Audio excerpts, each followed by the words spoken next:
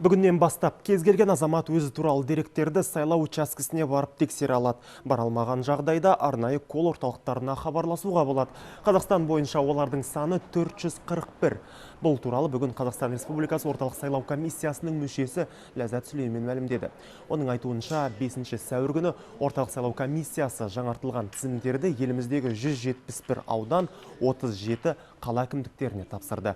Енді олар сайлаушыға қатысты қажетті ақпаратты өз тұрғындарына беруге дайын.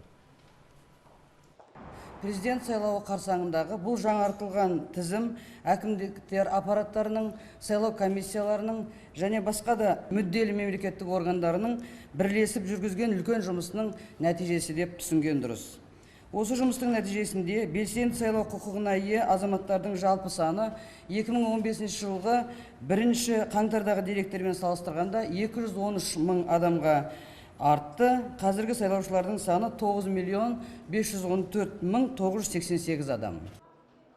Сондай-ақ бүгін орталық сайлау комиссиясы тағы 50 халықаралық байқаушыны тіркегенін мәлімдеді.